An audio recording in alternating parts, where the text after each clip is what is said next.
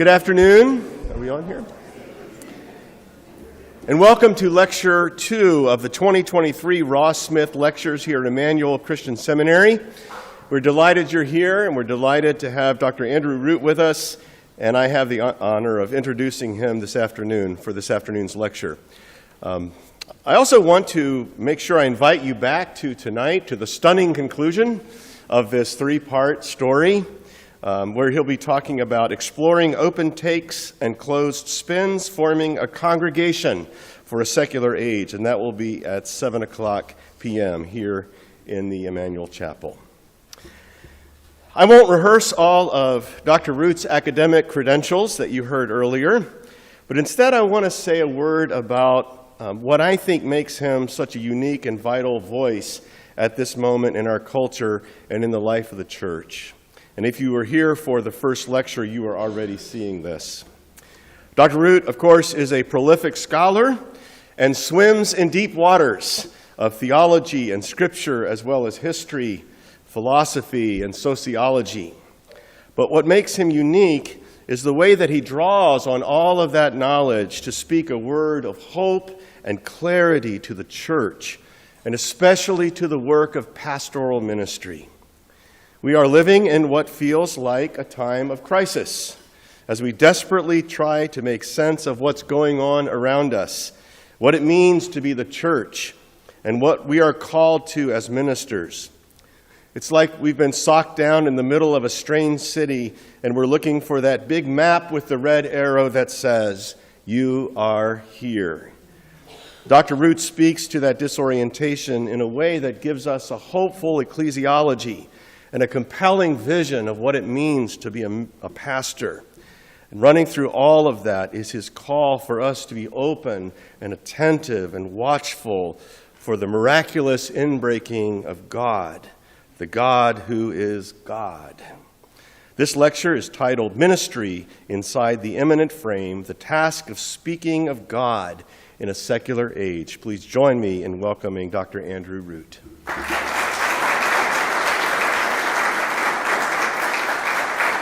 That's very kind.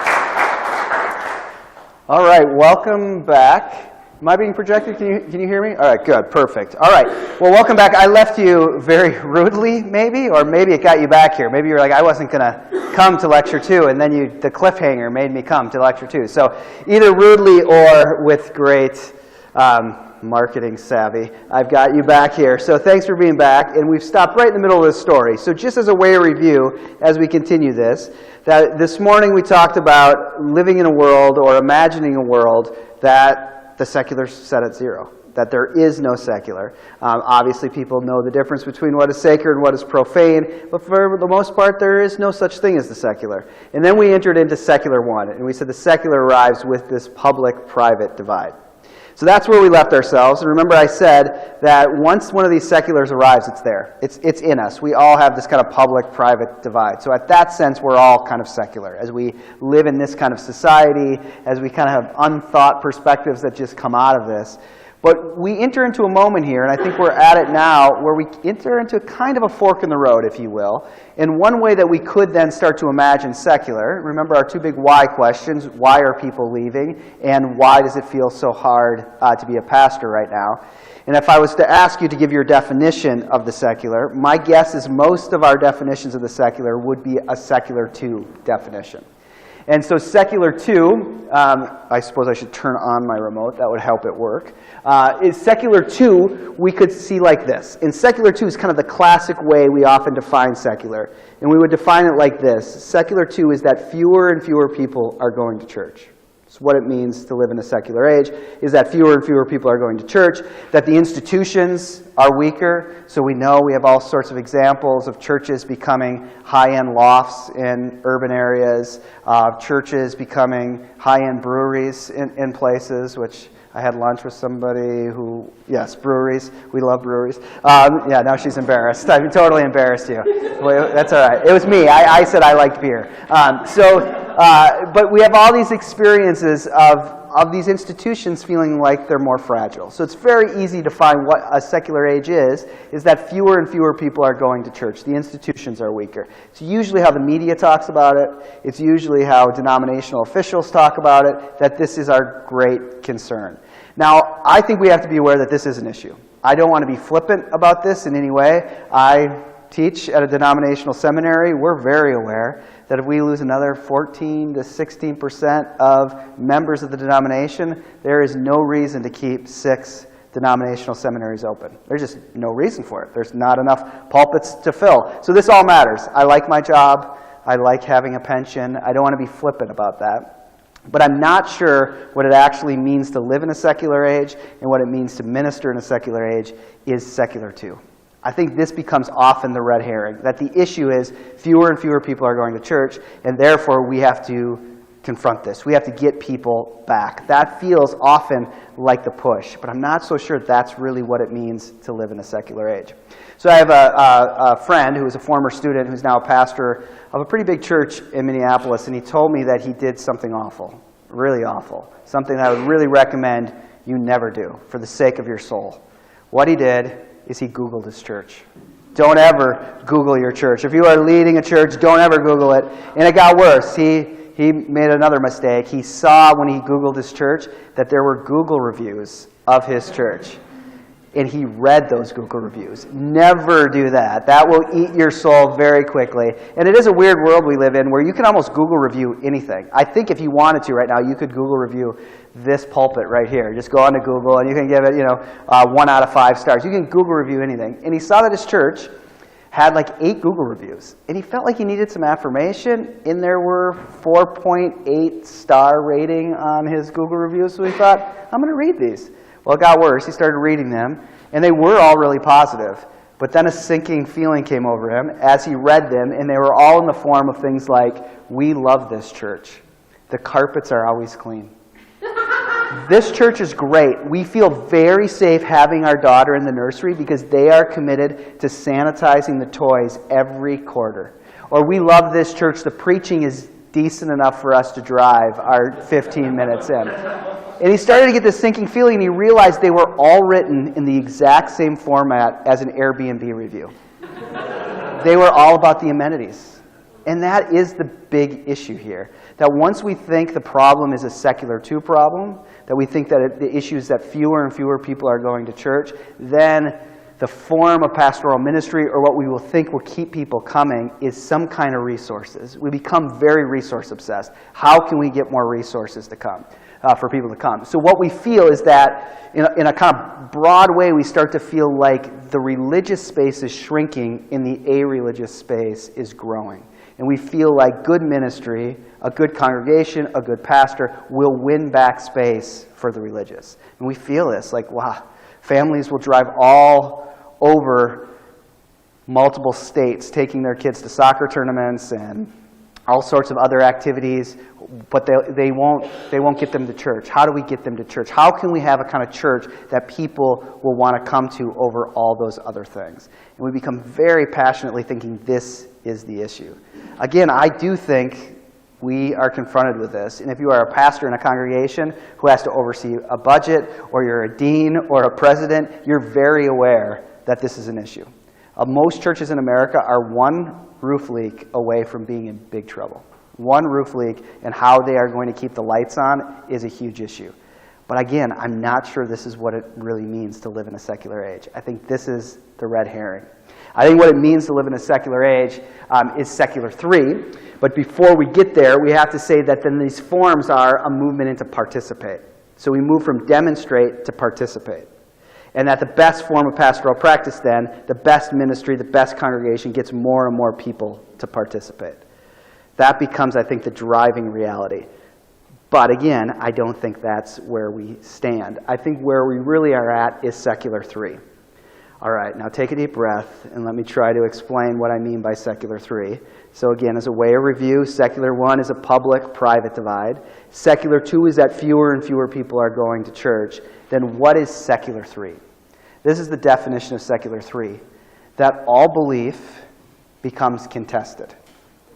Or another way to say it is that all belief becomes fragilized. What it means to exist in a secular 3 area, in a secular 3 world, is that belief itself becomes fragilized. That we live knowing there are people living a very different way that seem to be functioning okay. Like the people across the street who never go to church, and yet they get their garbage cans in within hours of when the garbage man comes, and it takes you like 4 days. You know, like there's senses where people seem to be doing okay. You're aware people are living a very different way, and yet they seem to be functioning. They seem to be living their lives.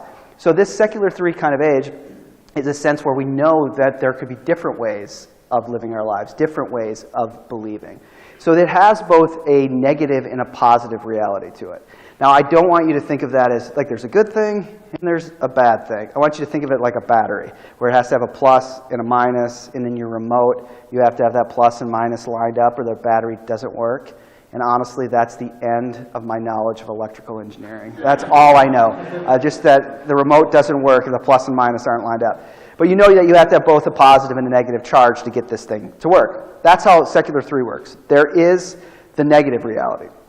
And the negative reality is this, that inside of a secular 3, transcendence as an overall referent or meaning system becomes more and more unbelievable to people.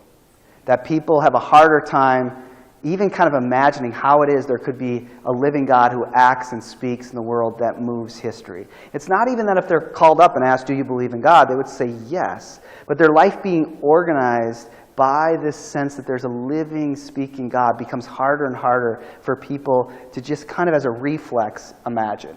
Or people start to even say things. And maybe those of us in this room can even say things like, my gosh, if I think about it, I haven't thought about God in weeks.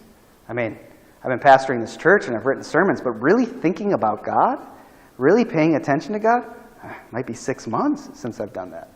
Or people could come into your office as a pastor and say, you know, Pastor, it's just been a really stressful time in my life. I just really need to take a break from God for a while. The fact that we think, well, I guess that could be a problem, but I can still see how you could do it. The fact that you imagine that that's a possibility means we live in this kind of secular age. So the negative reality is that transcendence as an overall belief system becomes harder and harder for people to hold on to. But the positive charge of this, the positive reality, is that people deeply, deeply yearn for meaning inside this. People are on an incredible pursuit to try to figure out what purpose there is for them, what meaning there is. So people are searching to create meaning, and yet transcendence, or a sense of an inbreaking God who enters into the world, becomes harder and harder for them to hold on to. Now, so this fragilization, as I told you in the Q&A leading into this lecture, I'm really leaning heavily on the Canadian philosopher Charles Taylor, who's written this big, thick book called A Secular Age, 770 pages. It's a perfect book on a very windy day to keep your door open. I mean, your door will not budge just keeping this thing open. So it's an incredibly thick book. The thing that makes you a little nauseous about the book is it's 770 pages and he only wants to answer one question. One question with 770 pages. And the question is simply this, it's the question I've been taking you through, is why in 1500 was it nearly impossible, just a nice round number, why in 1500 was it nearly impossible to not believe in God and live in a Western society? If you lived in a Western society, it was really hard to not believe in God. And in a short 500 years, relatively speaking, a short 500 years, it's completely flipped on its head. And particularly if you live in Canada or you live in the continent, and across the West, you live in France or Scandinavia, it's much easier to not believe in God than to believe in God. What has happened? So it takes him 770 pages to answer that one question, and again, he just wants to answer it for the West. So that makes you really dizzy. 770 pages, one question, just for one part of the world, and then, to make you a little nauseous, you really have to read it 3 times before it starts to make sense. So you start to feel really dizzy and sick to your stomach. But one of the reasons that some of us keep reading him is because there's just incredible ways he thinks. And one of the things he says is this kind of fragilization is a two-way fragilization. It's a two-way fragilization. So it works like this. If you're someone who's believed your whole life, you are going to have moments where you find your belief fragilized. You're going to be going through your life, and you're going to have a moment where you think, oh, is this true? Is all this church stuff true? Or was this just the family I grew up in? I mean, if I would have grown up in a different family in another part in the world, would I believe this? No, I believe it, it's true, it's true, it's true. And then you go on. And then you find yourself fragilized again, and you think, is this true? Or is all religion is all it is really just an evolutionary trick? I mean, is this just false pattern recognition writ large, all the way down? Is that all this is? No, I believe it, I believe it, I believe it. His point is, inside of this context we exist in now, the one you do ministry in, the one we think about how the church can be faithful, it is a fragilized time. People are always wrestling with doubt. And we have to, in some ways, be very sensitive to that. We even have to recognize that we are there, that we find ourselves fragilized. There's just a very small percentage of people who can believe without ever doubting. Very small percentage of the people. But most of us are always moving in and out of this fragilization. But like I said, it's a two-way fragilization. So it works the other way.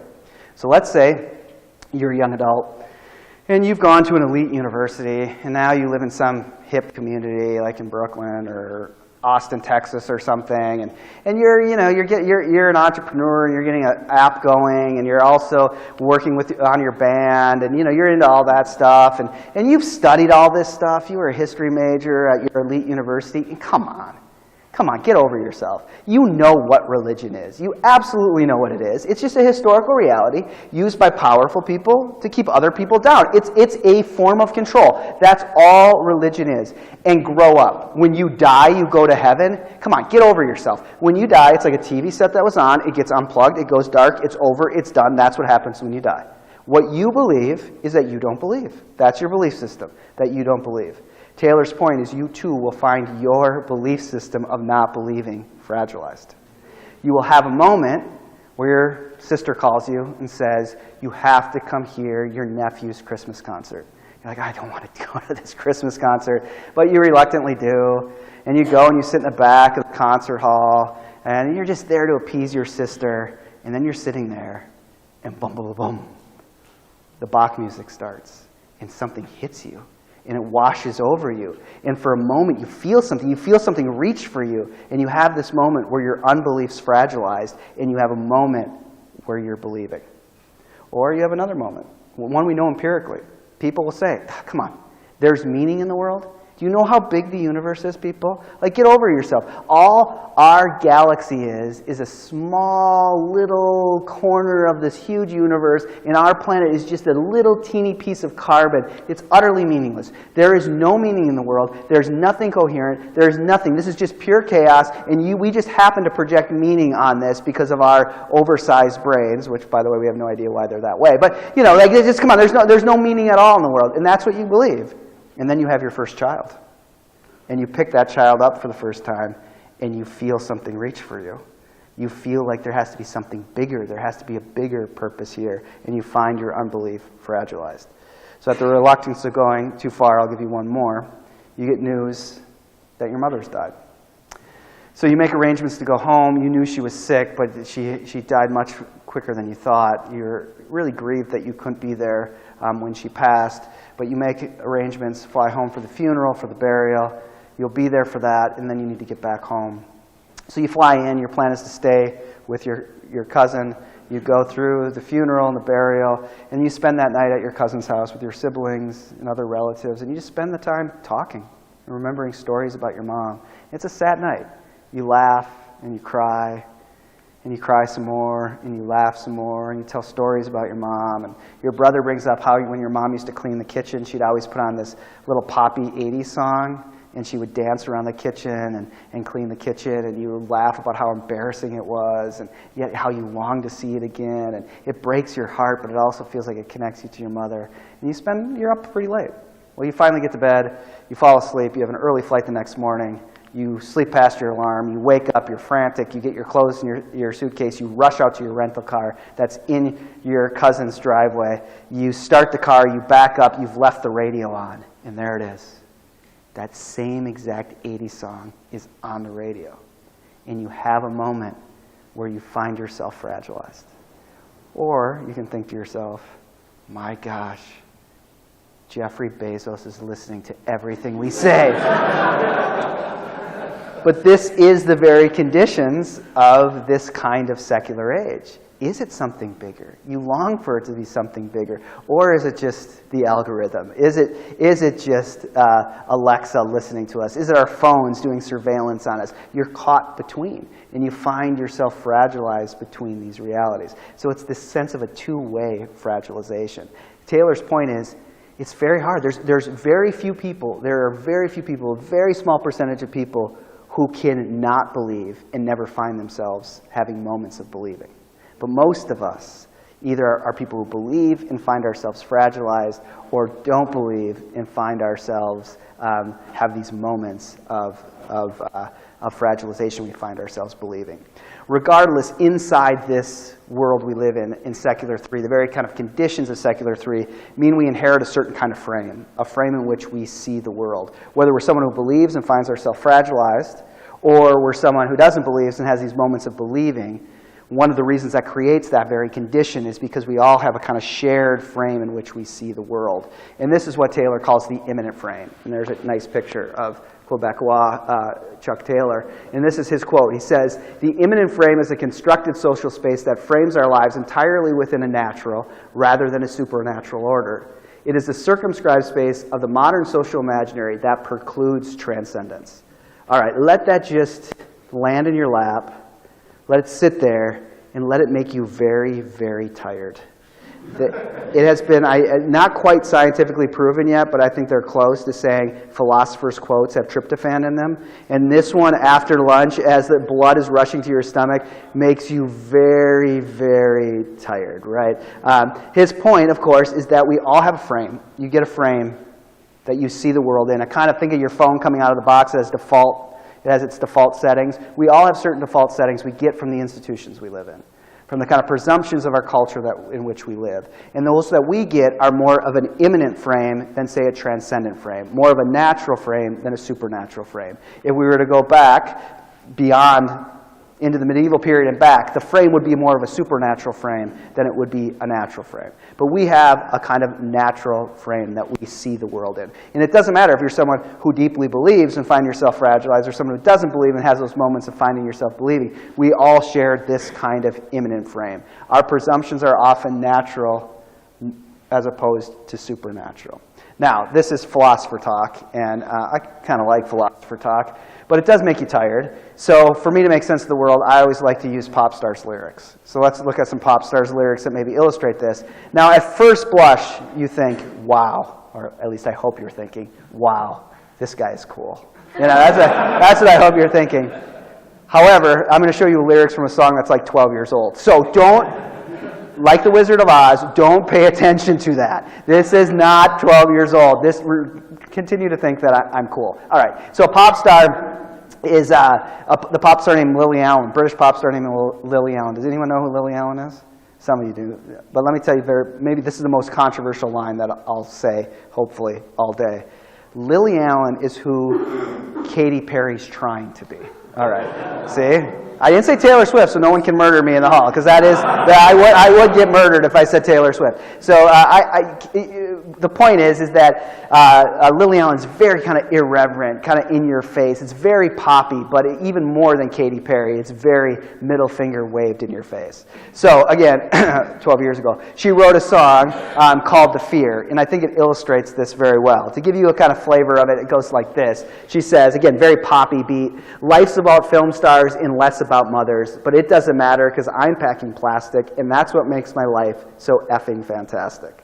Okay, honestly, I have no idea what that means. No clue at all. I think it's a very, very dangerous thing to try to exegete pop stars' lyrics, so I don't know what that means. Packing plastic, maybe it means she has a credit card with a major credit limit on it. Probably more than likely it means she's had one part of her body surgically enhanced that becomes the very measure of the good life. But you get the vibe, right? You get the vibe, very in your face, very kind of irreverent, tongue-in-cheek in some ways, but very irreverent in your face. Here's the one I want you to see. She says, "Now I'm a weapon of massive consumption. It's not my fault someone programmed to function." You can see it better on this screen. She says, "Now I'm not a saint, but I'm not a sinner. Now everything's cool as long as I'm getting thinner." Now I'm not a saint, and I'm not a sinner. Now everything's cool as long as I'm getting thinner. Okay, very irreverent, very in your face, but also very fascinating. Her basic point is, these categories, saint, sinner, heaven, hell, never thought about it. Never really cared. Not once in my life have I woken up in the middle of the night, the anxiety has overtaken me. Am I a saint or am I a sinner? Am I bound for heaven or bound for hell? Not once have I woken up in the middle of the night and not been able to get back to sleep in that fear.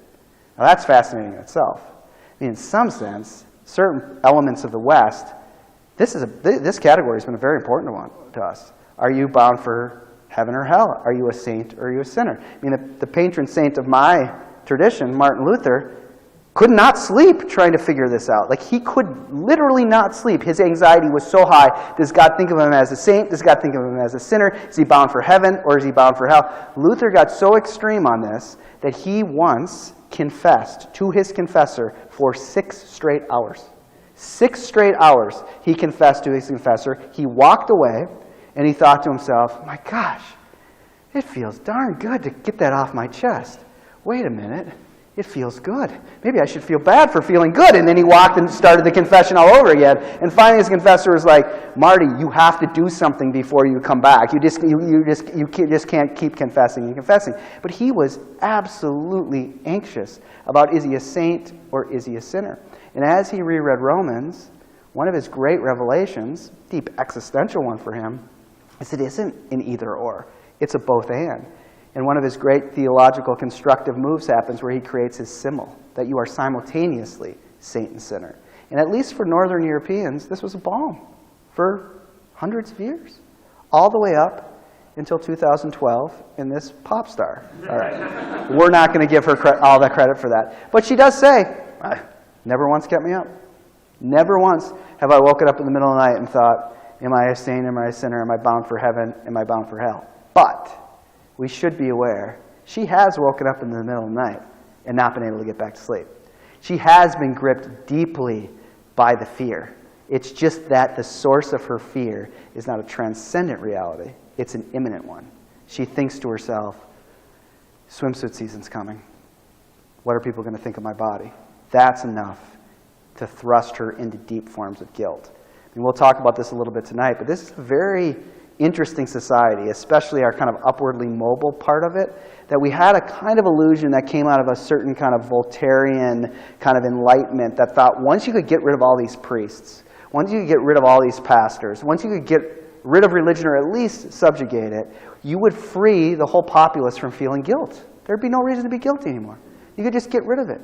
And yet here we are in the 3rd decade of the 21st century, and people don't necessarily feel guilty to God. But people feel deeply guilty, like deeply guilty. They just don't feel guilty to God's law. They feel guilty to themselves. I let myself down. I could have been so much more. If I would have just kept working out, if I would have been brave enough to start the business, if I just had the time to read everything everyone else reads, or to do this or to do that, if we would have traveled instead of not. There's all these things to feel guilty that you haven't performed yourself well enough, that people feel deeply guilty. Inside the immanent frame, it's not a freeing place. There's just a different kind of guilt, and she feels it in a very significant way. So Taylor says this, he says, we can't help looking over our shoulders from time to time, looking sideways, living our faith in a condition of doubt and uncertainty. His point is, as you live, you find yourself, a word he uses, crossed up. You find yourself with cross pressure. You believe, you go to church, you're committed to this, and then you find yourself crossed up. You wonder, is this true or is it not? Or you have a situation, an experience that leads you into moments of doubt. Or you get crossed up the other way. You don't believe, and then you go to that Bach concert. You find yourself crossed up. And even Lily Allen finds herself crossed up, because we get in the verses, I'm a weapon of massive consumption, it's not my fault, so I'm a program to function, I'm not a saint, I'm not a sinner, but everything's cool as long as I'm getting thinner. But the chorus, we get a probing, more kind of melancholy movement into asking deep questions. She says, I don't know what's right or what's real anymore. I don't know what I'm meant to feel anymore. When you think it all becomes clear, because I'm being overtaken by the fear. All right. Now what we should do is I should play this song for you, right? Well, that'd be too obvious. I can't do that. But I do want to play another song for you. And this makes me feel a little cooler, though I wasn't the one who discovered this. Somebody else pointed me to this. But this comes from a band, it's an independent band named Purple Mountains. Does anyone know Purple Mountains? All right, so I'm cooler than all you. That's what that means. All right, like I said, I didn't discover this, someone else did. But there's a band called Purple Mountains, and the song itself is called Margaritas at the Mall. So I'm going to play this for you. I want you just to watch this. You'll hear the music. We may have to turn it up just a bit, because this is my quietest clip. I don't know if we'll be able to turn it up a bit. But just to set this up, you'll see the lyrics come up. There's two things that I want to tell you before you listen to this that you need to know going in. The first is that I have to apologize to you, a deep apology. This song is very catchy. The lead singer sounds a lot like Johnny Cash to me, and it's very catchy, and I just have to apologize to you that this song is going to get caught deep in your head. Like, you are going to be unloading the dishwasher in 2 weeks, and you're going to start humming Margaritas at the Mall. Or if you are of age where you get up in the middle of the night, you are going to get up in the middle of the night to use the bathroom, and you are going to start humming Margaritas at the Mall. But this is what I want you to do. When that happens, when all of a sudden Margaritas at the Mall is caught in your head, I want you to stop, and I want you to pray.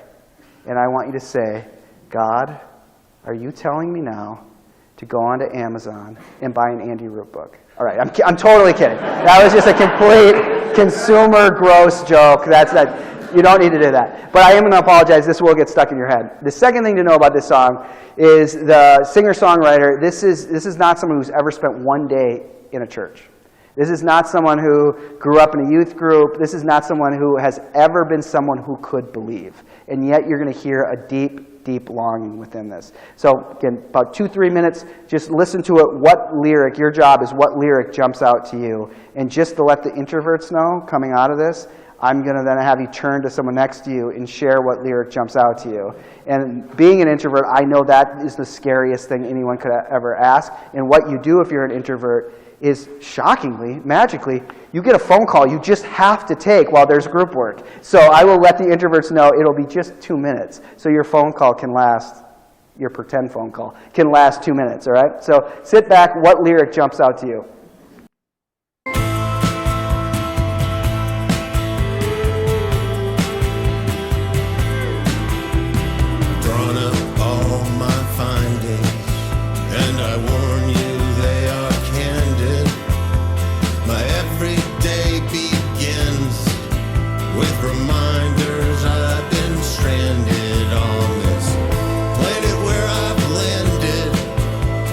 Gray as granite sky.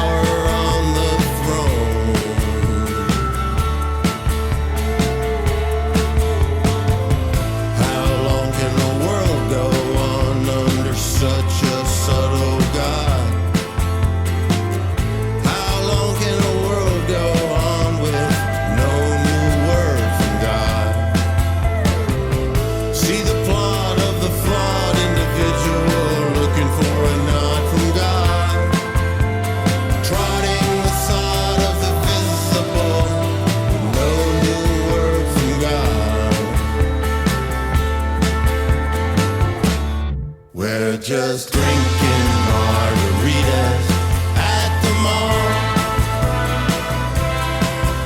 'Cause happy hours got us by the ball. Magenta, orange, acid green, peacock, blue and burgundy. Drinking margaritas at the mall. We're drinking margaritas at the mall. Drinking margaritas at the mall.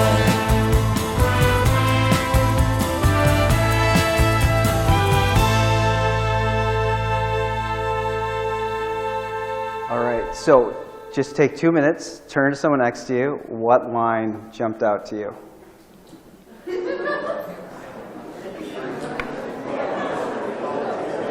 All right. Okay, so first thing is that you guys like each other. That's a lot of talking right away. So you guys like being together. That's good. But what lyric jumped out to you? Does anyone want to share theirs? Yeah. Ashamed to be alive. Ashamed to be alive. Yeah. Yeah, waking up ashamed to be alive. Yeah, interesting, right? Yeah, other ones. 50 Gates of Understanding. 49 are closed. Yeah. So you kind of see the searching. I mean, he's really searching for something and finding most of the avenues of searching for something closed, pretty close to him. Yeah. Other things. Calling God subtle. Subtle, yeah. Yeah, and really asking this question, how long can the world go on under such a subtle God? How long can the world go on under no new word from God? And that's fascinating. In many ways, if you want a one kind of phrase of what Taylor's A Secular Age is about, is how the West created not no God, a subtle God. That we now, you all are doing ministry in a context where God is quite a subtle reality. And here's a young man who's not quite sure that gives us the kind of meaning we need. And one of the great contributions, and you can think of great how you want to think of great, but it is quite a construction. It's quite an accomplishment to create a society where God is still in it, but God is really quite subtle. And that, what do you get in its place? Well, he wants to tell us what you get in its place. Margaritas. You get them all. It's what this stuff adds up to, after all. That's really fascinating, because a deep temptation inside a misdiagnosis of what it really means to live in a secular age is to say what it really means to live in a secular age is that fewer and fewer people are coming. We are losing ground. We are losing religious ground in this battle with the a-religious. The only way you're going to get more people to come is your church has to feel like a mall. I mean, that's been a move in Protestantism at the end of the 20th century. Make your church feel like a mall. Or at the very least, get yourself a margarita machine. All right. I actually kind of would like to go to your church if you had a margarita machine. That would be kind of cool. But what do we hear all the time? Like, oh, what will get the young adults there is if we just had better coffee. If we just had better coffee. We think that if we can make our churches feel more like a mall, have the resources, that will get them to come. But what you see, and what I said at the beginning, that if we misdiagnose this, we actually end up giving all our energy to a problem that will end up making the immanent frame worse. And one of the words we're actually hearing from a bunch of young adults that are turning away from the congregation is in kind of multiple ways they felt like their congregation was there to meet every one of their needs in a kind of secular way. And all of a sudden when it can't, they don't want anything to do with it. Or they found just nothing but a kind of subtle God that has no substance to deal with the very mysteries of their life, the deeper questions that might exist. So there is this deep temptation to think that what will solve this is if we can just get a margarita machine at our church.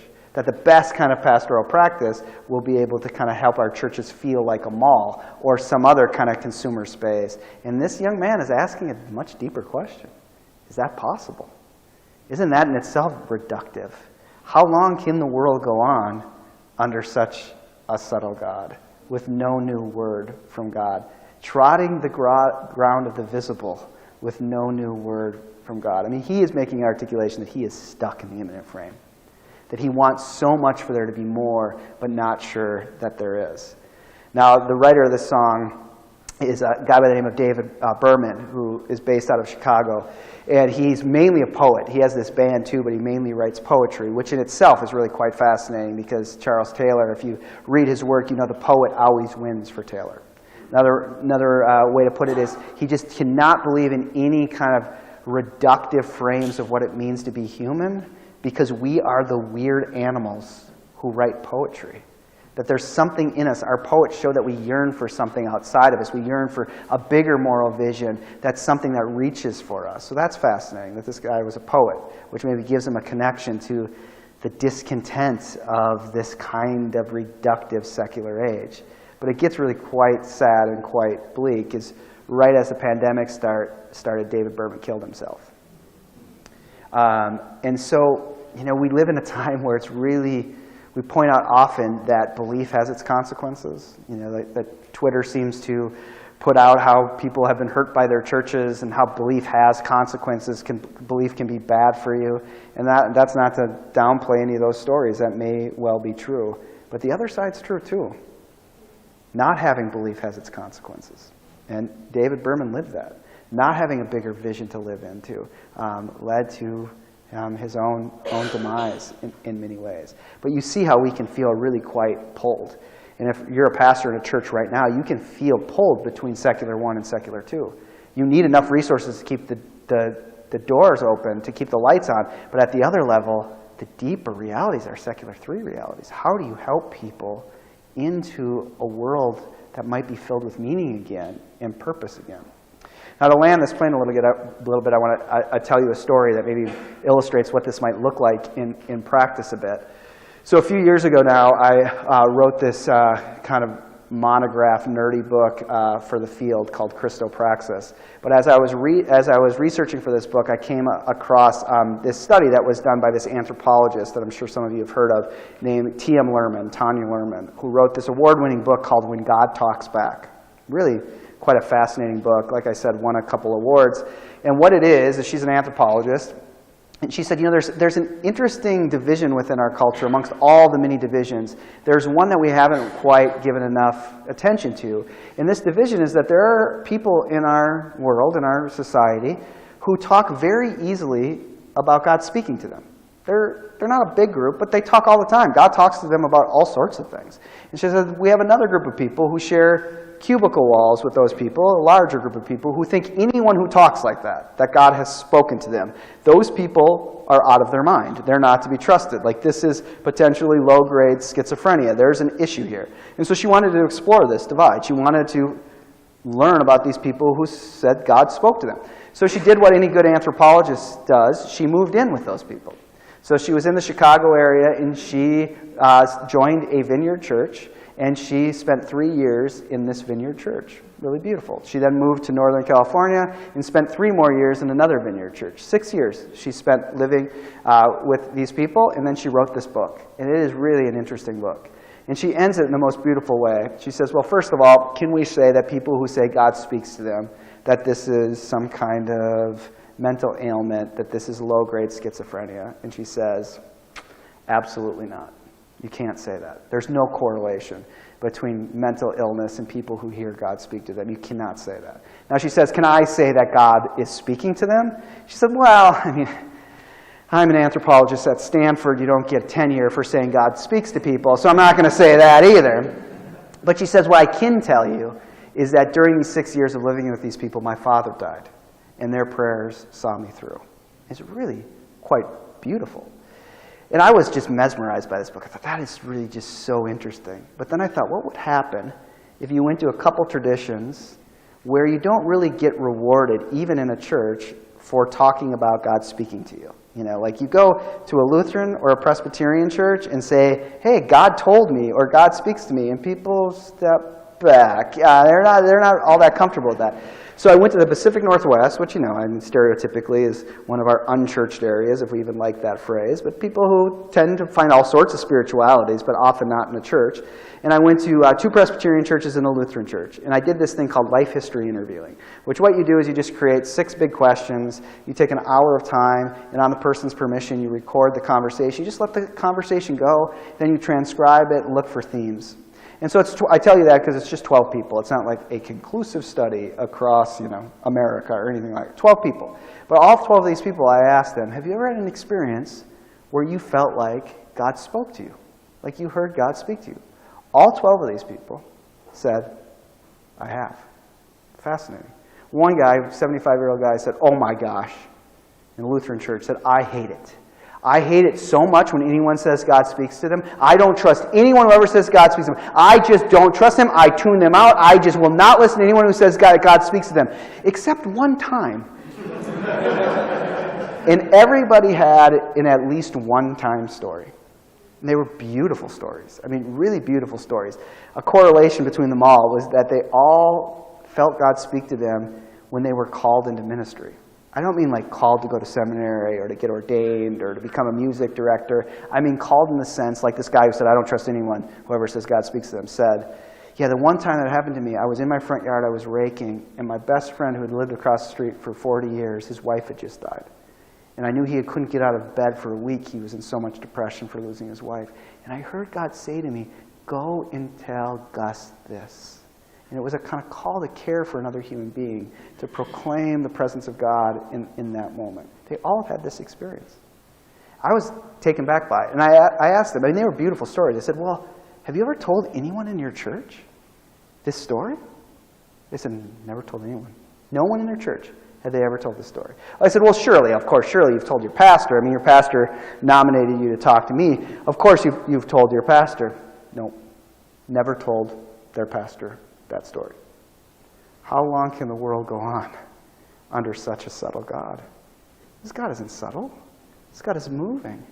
And yet there's no pastoral space to create for these stories to be articulated.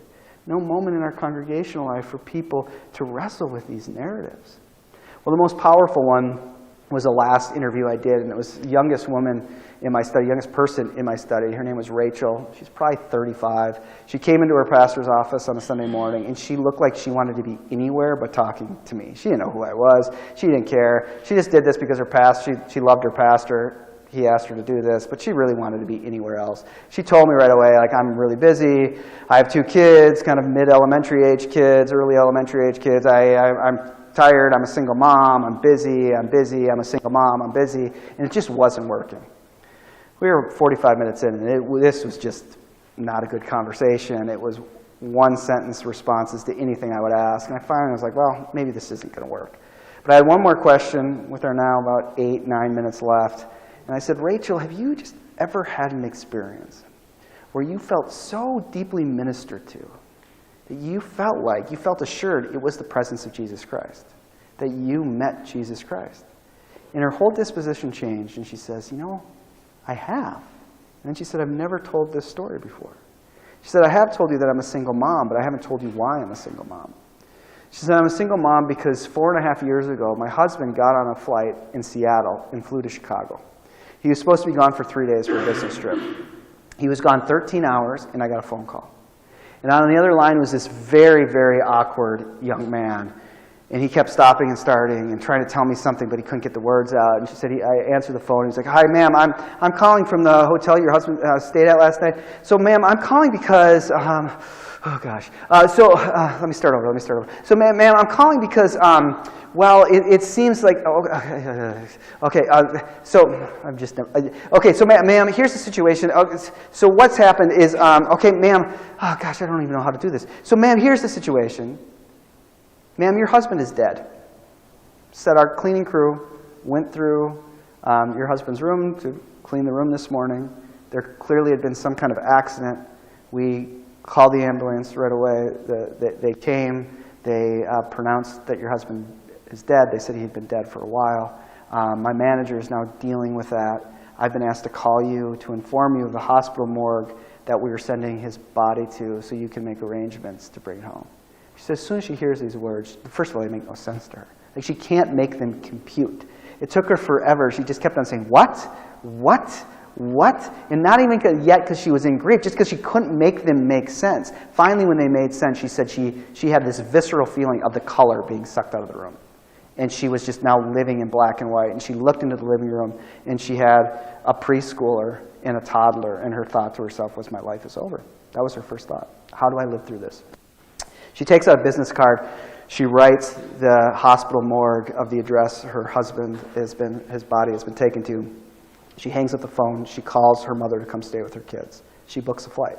She tells me, she says, I know no one in Chicago, not one person. I'm going to fly to Chicago. I'm going to identify the body, sign the paperwork I need to, and I'm going to fly back to Seattle. She said that flight, excuse me, that flight to Chicago, she said it lasted 10 minutes, it lasted 10 days. She said, I was drowning in so much grief, I didn't even feel like my body was in time. She said she got to the O'Hare airport, she went down to the cab stand, and she gave the cabbie the business card, and he drove. She said, I should have noticed this, but I couldn't notice anything. I was just drowning in grief. He didn't drop me off out front, he parked the car. She said she walked in, the people at the hospital morgue had her itinerary, they knew right when she would come. As soon as she came in, they took her to a side room. She said, I stood there for about a minute, felt like a day. She said, because I knew this was it. This was the moment. This was the moment my life would be over. There would be no turning back. She said she stood there, and they wheeled in a gurney, and someone from the hospital morgue grabbed the sheet to pull back the sheet to show her husband's body. And she said she felt a hand on her shoulder, and an arm came around the front with a water bottle. And she started to cry. And she said, it was the cabbie. It was the cabbie. She said, I never felt more ministered to. She said, I did not know how I was going to put my life back together, but I knew Jesus Christ had not abandoned me. I knew that Jesus would see me through. And then she said it again. I've never told anyone that story. How long can the world go on under such a subtle God? God is moving. And yet we get so drawn into thinking, how do we get more resources? How could we get more people to come? And my deep gut is that people are more yearning to try to make sense of their deepest stories of brokenness and loss, to someone to journey with them. And yet we feel like the core of the best pastor just gets more people to participate. That gets more people to confess the depth of these stories, to dwell in them and seek for a living God in them, to lean into the fact that this God of Israel, takes what is dead and brings life out of it. That this God ministers new life out of nothingness and death. And these stories exist. They are there. And yet, we are so easily distracted by our narratives of decline, our narratives of loss. And we miss what would feed the church itself, which are these very confessions of the very presence of God ministering life out of death. And I know nothing, like nothing. So this is all fictional, but I know nothing about that cabbie. Nothing. The end of her story was, I got back on the plane, and I knew that God would see me through. She knows nothing about that cabbie. But that cabbie needs a community. That cabbie needs to stumble in to one of your churches on a Tuesday night at a Bible study and say, I had the weirdest thing happen to me Monday. I got to tell you guys about it. So I had been working all night long doing runs, and this was my last run of the morning, and I was supposed to be done. This was it. So I was going to do this last run. I was going to go home. Well, this woman came down, and she handed me a card with an address. And as soon as I saw that address, I knew that place. I knew that place really well because when my cousin Ronnie had his heart attack at work and died, they took his body there.